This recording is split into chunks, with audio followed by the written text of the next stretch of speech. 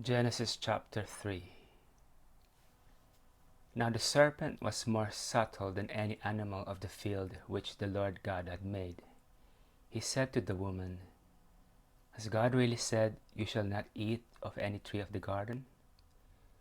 The woman said to the serpent, "We may eat from the trees of the garden, but not the fruit of the tree which is in the middle of the garden.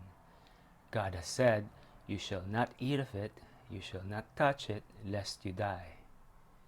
The serpent said to the woman, "You won't really die, for God knows that in the day you eat it, your eyes will be opened, and you will be like God, knowing good and evil."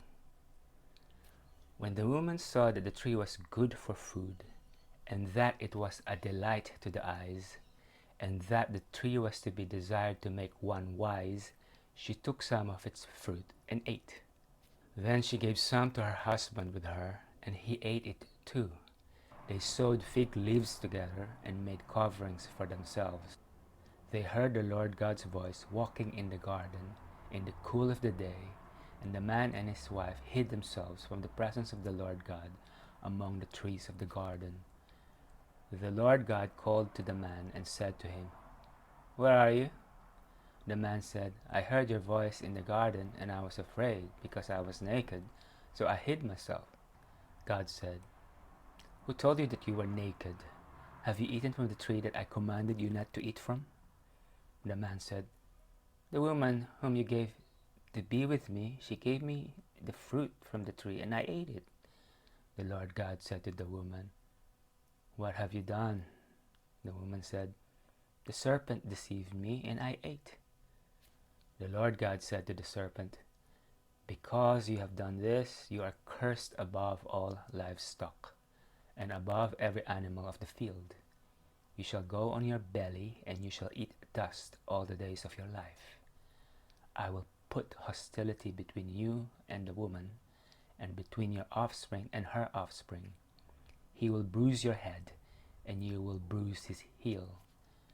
To the woman he said, "I will greatly multiply your pain in childbirth.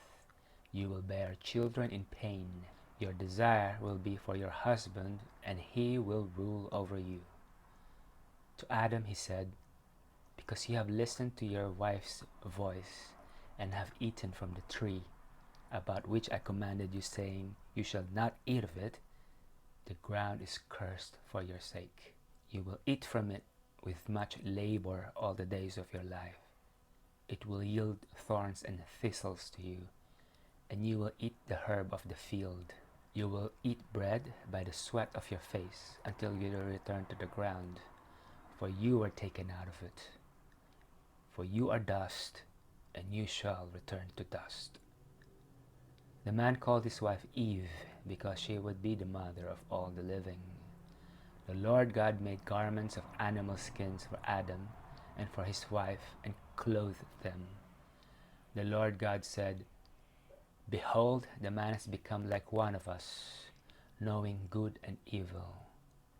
Now, lest he reach out his hand and also take of the tree of life and eat and live forever." Therefore the Lord God sent him out from the Garden of Eden to till the ground from which he was taken.